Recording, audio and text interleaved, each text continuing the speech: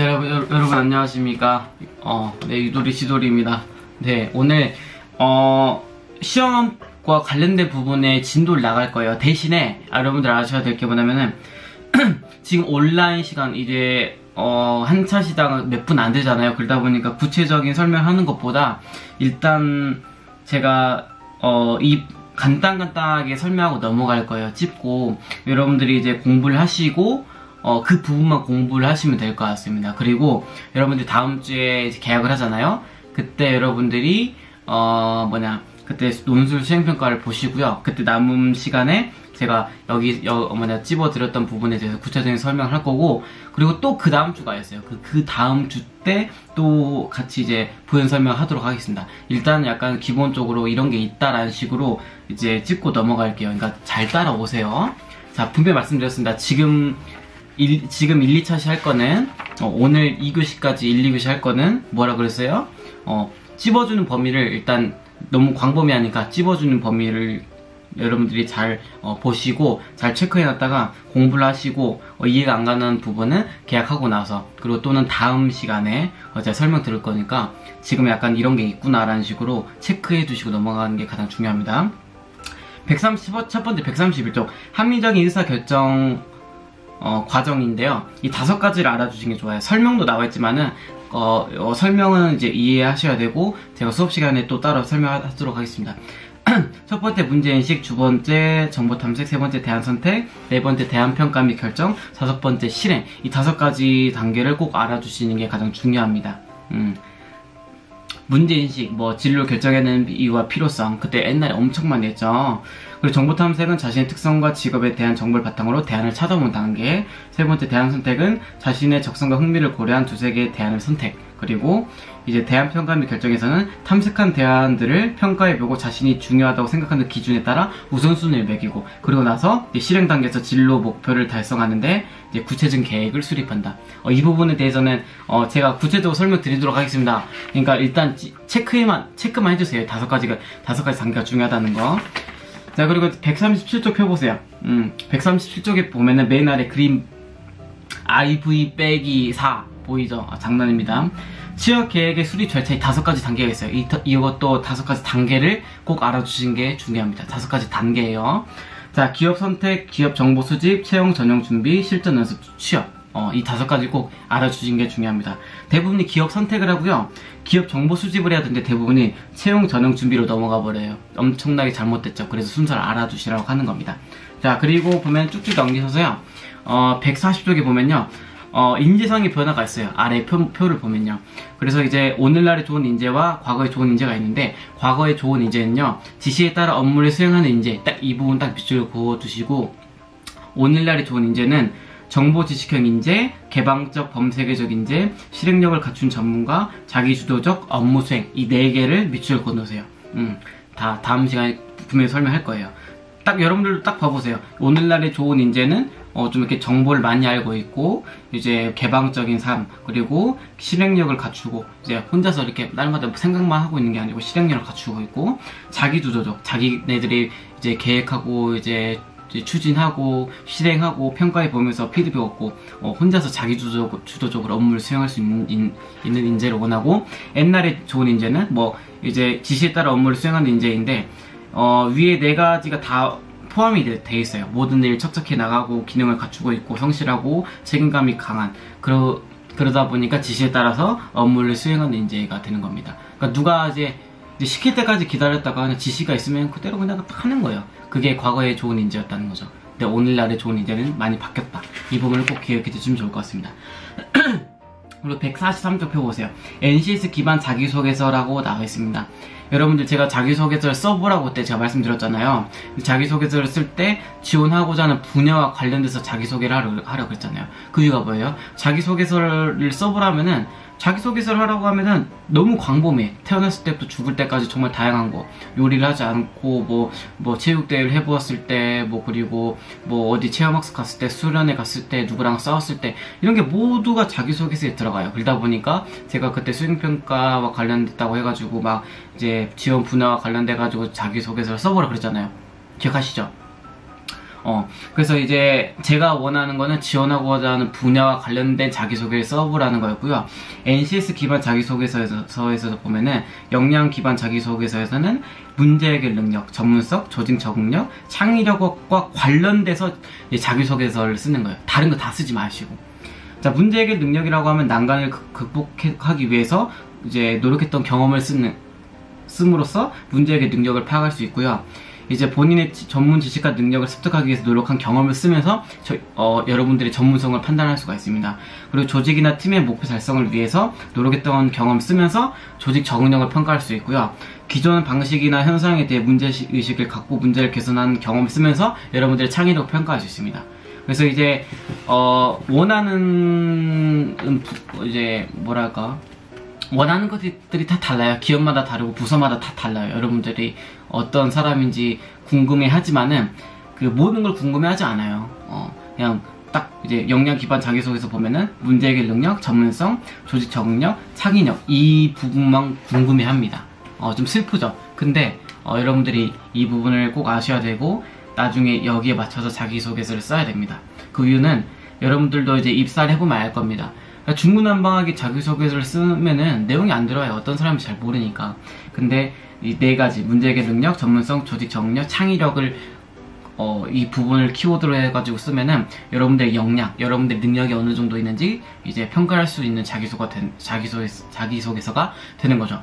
그리고 NCS 기반 자기소개서가 나와 있는데 NCS란 뭘까요? NCS란 국가 직무 능력 표준을 의미합니다. 국가 직무 능력 표준이 뭘까요? 자, NCS란 국가 직무 능력 표준이라고 했는데 이걸 쉽게 설명하면은 여러분들이 3학년이 되면 NCS 서양조리라는 거를 이제 수업을 듣게 될 거예요. 국가 직무 능력이 NCS라고 그랬는데 거기에 서양조리가 붙었습니다. 그럼 이게 뭘까요? 자, 똑같은 서양조리지만은 실무와 관련된 것들을 배우는 거예요. 실무라고 하는 거는 현재 양식당에서 쓰이고 있는 그 양식을 여러분들이 학교에서 배우는 거예요. 그래서 학교에서 배웠어요. 그럼 그대로 이제 취업을 합니다. 그럼 학교에서 배운 대로 양식당에서 이제 그대로 하면 되는 거죠. 옛날엔 양식을 배우면 정말 다양하게 배워가지고 학문의 관점도 있었고 그냥 교육의 관점이 있어가지고 이게 요리를 배워봤자 뭐 현장에서 아무것도 쓸데가 없네 라는 그런 말이 나오기도 하고 그런 문제가 있다 보니까 현장과 관련된 것들을 가르치는 게 좋겠다라고 해가지고 NCS라는 걸 만든 겁니다. 무슨 말인지 알겠죠? 자, 그래서 이제 두 번째 보면 그래서 역량 기반 자기소개서에서는요 뭐 네 가지 키워드를 아시는 게 중요합니다. 문제 해결 능력, 전문성, 조직 적응력, 창의력 이거는 꼭 역량 기반 자기소개서에 있는 거고요. 직무 능력 기반 자기소개서 보면은 맨 아래 직업 기초 능력 보세요. 거기에 의사소통 능력, 대인관계 능력, 조직 이해 능력, 직업 윤리 이것을 키워드로 해서 이제 자기소개서를 쓰면은 직무 능력 기반 자기소개서가 되는 거예요. 그러니까 이제 첫 번째 의사소통 능력은 본인과 의견이 다른 사람을 설득하여 합의를 이끈 경험을 통해서 이 사람이 의사소통이 어느 정도 능력을 가지고 있구나라는 것을 알 수가 있고, 협동 및 협업을 통해 문제를 해결하는 사례를 이렇게 작성함으로써 대인관계 능력을 평가할 수가 있고, 이제 뭐 조직의 능력은 조직의 중요성을 경험했던 사례를 쓰면서 이 사람이 조직을 이해하는 능력이 이제 상위 또는 중 또는 하구나라는 것을 알 수가 있습니다. 그리고 이제 가장 중요한 직업 윤리는 무엇인지 본인의 경험이나 가치관을 중심으로 설명해봄으로써 직업 윤리를 얼마나 가지고 있는지 알 수가 있는 겁니다. 이거 자기소개서를 쓰는 이유는 여러분들도 나중에 이제 높은 사람이 돼서 누군가를 평가하는 그 시기가 왔을 때 알게 될 거예요. 중구난방하게 자기소개서를 하는 사람은 들어오지 않습니다. 이 사람이 어떤 사람인지 몰라요. 근데 자기소개서를 이제 할 때 이 키워드를 이제 던져주고 이제 설명해보라 그래요. 뭐 난관을 극복하기 위해 노력했던 경험을 써보세요. 다른 거 다 필요 없고. 그러면 이제 그 상대방이 말하겠죠. 그러면 이럼으로써 여러분들이 이 사람은 문제 해결 능력이 어느 정도구나 이렇게 감을 잡을 수가 있는 거죠. 그러니까 뭐 슬픈 거죠. 사회에서 요구하는 거는 나의 잠재되어 있는 그런 것들 뭐 머리끝부터 발끝까지 사상어까지 다 이렇게 알아줬으면 좋겠는데 사회는 좀 슬프죠. 근데 사회에서는 어쨌든 여러분들이 도움이 돼야 되고 여러분들이 사회에서 활동을 함으로써 사회에 이익이 돼야 되다 보니까 여러분들이 가진 능력이 많아야 되고, 그런 능력을 이제 평가를 하기 위해서 제가 말했던 이제 문제해결 능력, 전문성, 조직 적응력, 창의력과 관련돼가지고 역량 기반 자기소개를 쓰고 이제 의사소통 능력, 대인관계 능력, 조직이 능력, 직업 윤리와 관련돼서 이제 자기소개서를 씀으로써 직무 능력 기반 자기소개서를 완성함으로 하고 그럼으로 인해서 여러분들이 어떤 사람인지 사회에서 쓰일 수 있는지가 판단이 되는 거죠. 좀 이해 가시나요? 네. 그래서 역량 기반 자기소개서에서는 이 네 가지가 있잖아요. 이 네 가지.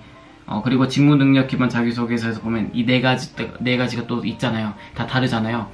역량 기반 자기소개서에서는 뭘 요구하는지, 직무 능력 기반 자기소개서에서는 무엇을 요구하는지를 구별해 놓은 것을 추천드립니다. 아시겠죠? 좀 넘어가 보세요. 빨리 계속 해봅시다. 쭉쭉 넘어가 보시고요. 152쪽에 무점포 창업 과정 봅시다. 자, 무점포라고 하는 건요, 점포인데 점포가 없는 거예요. 그러니까 무슨 소리냐면은, 제가 방금 오늘 저녁에 역전 우동을 먹었어요. 역전 우동은 무점포인가요? 점포인가요? 점포죠. 손님이 들어오잖아요. 직접적으로 들어오잖아요. 근데 쇼핑몰은, 이제 대표적인 예로, 쇼핑몰은 무점포라고 그래요. 손님이 들어오지 않으니까. 선생님, 쇼핑몰 손님 들어오잖아요. 네. 근데 여기서 손님이 들어오냐 마느냐는 직접적으로 들어오냐 직접적으로 들어오지 않느냐를 의미합니다. 쇼핑몰 같은 경우는 간접적으로 들어오잖아요. 내가 사업주예요. 그리고 여러분들이 손님이에요. 근데 이 중간 매체 인터넷이라는 걸 통해서 이 간접적인 경험을 통해서 이제 뭐랄까 이제 서로 물건을 교환하는 거잖아요. 이걸 무점포라고 그럽니다. 점포 같은 경우는 그냥 직접적으로 이제 면대면으로 보면서 이제 물건을 이제 음식을 이제 사고 파는 거, 이런 거를 이제 점포라고 생각하시면 될 것 같습니다. 그래서 없을 무자를 써서 점포가 없다. 근데 이게 자세히 들여다보면은 점포가 없는 게 말이 안 되는데, 이게 알고 보니까 그냥 사무실에 있는데, 사무실에서 이제 사무실에서 가게를 운영해서 이제 막 연매출 몇 억을 찍는데 이게 손님들이 없어 보이는데, 알고 보니까 중간 매체 인터넷이나 이런 중간 매체를 통해서 손님들과 거래를 하는 것을 무점포라고 합니다. 그래서 창업 준비, 쇼핑몰 구축, 사업자 신고, 운영 준비, 쇼핑몰 오픈. 자, 152쪽 하고 있어요. 이 5가지 단계를 아셔야 됩니다. 창업 준비, 쇼핑몰 구축, 사업자 신고, 운영 준비, 쇼핑몰 오픈. 자, 창업 준비는 이제 사업 계획서를 작성해요. 여러분들이 뭘 만들고 뭘 팔 것인지. 그리고 쇼핑몰 구축은 이제 상품 사진을 촬영해서 이제 올리고, 이제 인터넷에 여러분들의 사이트를 등록을 하는 거죠. 그리고 세 번째 사업자 신고는 여러분들이 하고 싶다고 딱 인터넷에 딱 올리면서 끝나는 게 아니에요. 이제 사업자를 등록을 하셔야 됩니다. 자, 그리고 나서 네 번째, 이제 온라인 결제 시스템을 결정합니다. 사업자 신고가 완료된 상태에서 이제 온라인 결제 시스템, 그리고 이제 배송할 택배는 어떤 로젠으로 할 것인지, 무채국으로 할 것인지, 이런 식으로 결정을 하고 계약을 하는 것이죠. 이 네 가지 단계가 됐을 때, 이제 마지막으로 쇼핑몰을 오픈할 수가 있는 겁니다. 아시겠죠? 네. 이걸 말한 이유는 뭐냐면은, 여러분들이 나중에 어떤 사람이 될지 모르잖아요. 그냥 무조건 회사원이 될 거예요, 요리사가 될 거예요, 여기서 끝나는 게 아니잖아요. 여러분들이 나중에 나이가 먹고 여러분들이 배운 게 많고 경험한 것들이 많았을 때 여러분들이 충분히 뭔가를 만들고 파는 사람이 될 수 있어요. 이때 이 5가지 단계를 알아두시면은, 이런 게 있고 이런 5가지 단계가 있구나, 이걸 인지함으로써 내가 나중에 어떻게 될지 모르겠지만은, 지금으로서는 잘 모르지만은 내가 나중에 어떤 일 할 줄 모르니까 무점포 창업 과정까지도 알아두면 좋을 것이다 라고 생각을 하시면 좋을 것 같습니다. 사람 인생 어떻게 될지 몰라요. 근데 대부분의 음식점 하는 사람들은 점포를 창업을 하죠. 근데 또 어떻게 될지 모르는 겁니다. 사람 인생은요. 힘들다. 그리고 쭉쭉 넘어가시고요. 아이고, 좀 복잡한 내용들이 이제 조금씩 많이 없어졌는데, 자, 172쪽 봅시다. 172쪽에 근로계약 체결 시 유의사항이 나와 있습니다. 이 표에 나와 있어요. 자, 여기서 제가 찝어주는 부분을 밑줄 그어주세요. 문서로 체결하여야 한다. 그러니까 이게 뭐냐면은, 근로를 이제 여러분들이 롯데리아 가서 일을 하기로 했어요. 그럼 근로계약서를 작성합니다. 일을 하기로 했으니까. 근데 이때 문서로 꼭 체결을 해야 됩니다. 문서가 있지 않으면 없으면 안 돼요. 이 문서는 여러분들이 이제 돈을 받는 거, 여러분들이 롯데리아의 알바생 또는 직원이라는 이런 증거물이기 때문에 문서를 꼭 이제 체결해야 되고요. 두 번째는 이제 세 번째 부분에 나와 있어요. 근로 조건을 반드시 포함해야 하고 이제 근로 문서, 계약 문서를 근로자에게 교부해야 한다. 근로 조건이라는 거는 이제 임금과 관련된 사항, 근로 시간, 휴일, 연차와 관련된 사항이 근로 조건이고요. 이걸 반드시 포함해야 한대요. 계약 문서에. 그리고 이 계약 문서를 근로자가 꼭 가지고 있어야 됩니다. 나중에 부당한 대우를 받거나 문제가 생겼을 때 이제 이 문서가 도움이 되고 여러분들이 일을 겁내 많이 했어요. 근데 근로조건에는 일을 겁내 많이 하는 조건이 아닌데 일을 많이 했어요. 부당하게. 그때 이 문서가 도움이 될 겁니다. 그리고 여러분들이 내가 어떤 식으로 일을 해야 할지 모르겠다. 그럼 이 문서를 하나 봄으로써 내가 어떤 식으로 일을 해야 되고 며칠 쉴 수 있고 몇 시간 일하고 시급이 얼마이고 연봉은 얼마인지를 알 수가 있습니다. 아시겠습니까? 자, 그리고 이제 네 번째 나와 있는데 사용자는 근로계약 불이익에 대한 위약금 또는 손해배상액을 예정하는 계약을 체결하지 못한다. 알아주시면 좋을 것 같아요. 이 부분 어려운 내용이라서 이제 온라인이 아닌 오프라인 계약할 때 여러분들 얼굴 보면서 설명해 드리도록 하겠습니다. 그리고 그 다음에 사용자는 전차금이나 그 밖에 근로할 것을 조건으로 하는 전대 채권과 임금을 상기하지 못한다. 이것도 어려운 말이죠. 일단 밑줄 그어주시고요. 일단 알아두시고 제가 여러분들 얼굴을 보면서 수업할 때 설명해 드리도록 하겠습니다. 그리고 마지막에 사용자는 근로자의 의사에 반하는 저축을 강제할 수 없다. 이 부분 알아두시면 좋을 것 같습니다. 자, 정말 어떻게 보면 이게 주관식으로 써라는 게 아니에요. 그냥 알아주시면 좋을 것 같아요. 이해를 하면요, 나중에 문제 풀 때 전혀 이상이 없습니다. 문서를 체결해야 되나 말아야 되나, 그냥 문서를 굳이 귀찮은데 하지 않아도 되지 않을까? 이렇게 생각할 수 있어요. 근데 이해가 됐다면 문서를 체결해야 되는 이유는 분명히 이러이러한 이유라고 그랬으니까 문서를 체결해야 되는 거구나. 이런 식으로 이제 문제를 해결해 나갈 수 있습니다. 그러니까 외우진 않더라도 이런 게 있구나, 이런 식으로 이해를 하시고 이런 게 있고 이런 식으로 하는 거구나 라는 식으로만 알아둬도 충분히 문제 풀 때 지장이 없을 거예요. 그리고 부연 설명은 계약하고 설명해 드리도록 하겠습니다. 그리고 175쪽 넘어가 보십시오. 자, 그리고 175쪽에 보면요, 근로계약 규정과 관련된 부분이에요. 그러니까 근로를 계약할 때 규정이 있어요. 우리 학교에는 규칙이 있잖아요. 뭐 교복 잘 입고 다니기 이런 것들. 그러니까 근로를 계약할 때도 규정이 있습니다. 자, 봅시다. 자, 여러 가지가 있는데 175쪽에 연장, 야간, 휴일 근로, 그리고 근로시간, 휴일 및 휴가 이 부분에 대해서 잠깐 알아볼 거예요.